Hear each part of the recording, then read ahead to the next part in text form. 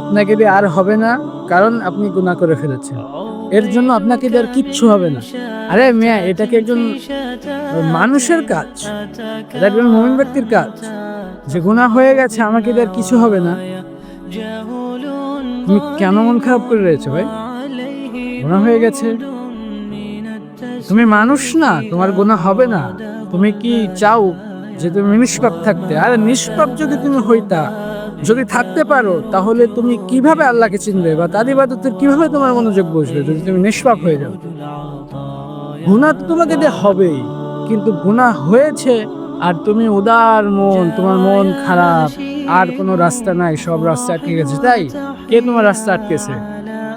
কেউ তোমার পথে বাধা হয়ে দাঁড়িয়েছে?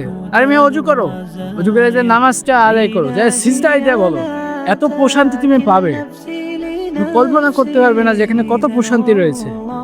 তোমার রব তোমাকে ডাকছে আর তুমি এখানে বসে ডিপ্রেশন মারাচ্ছ। ডিপ্রেশন কোনো লাভ নাই। অজু করো, নামাজ করো, কিচ্ছু পারো না, কোনো সমস্যা নেই। তুমি আল্লাহু আকবার সুবহানাল্লাহ দিয়ে নামাজ পড়ো, তোমার নামাজ কবুল করার মালিক তো আল্লাহ।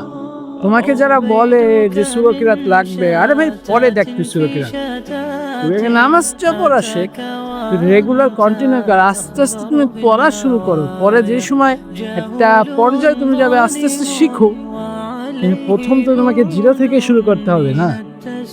তুমি একজন মুসলমান, তুমি একজন পাক্কা ব্যক্তি, এত শক্তিশালী একজন মানুষ, তুমি গুনাহ করেছো, দুর্বল হয়ে গেছো। আরে শয়তান তো তোমাকে দিয়ে গুনাহ করাবেই। তা তুমি যে বুঝতে পেরেছো যে তোমাকে দিয়ে গুনাহ হচ্ছে, এটা কোনদিন বুঝতে পারেনি? হ্যাঁ, যে বুঝতে পেরেছে যে আমাকে দিয়ে গুনাহ হয়, এই তো আসল বান্দা। আর একেই তো আল্লাহ দিক নির্দেশনা দিচ্ছে।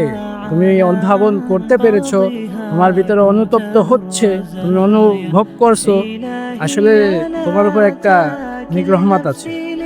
এ বলি কি ভাই, নো ডিপ্রেশন, কোনো ডিপ্রেশনের দরকার নেই। যে জীবনে গেছে যাক, যে আসবে সে আসুক, যে অবস্থায় হয়ে যাক, দুনিয়া ছাড়খার সব ভেঙে চুরে ঝামেলা বন্টন হয়ে যায়, কিন্তু বেঁচে আছি তো নামাজ পড়তেই হবে।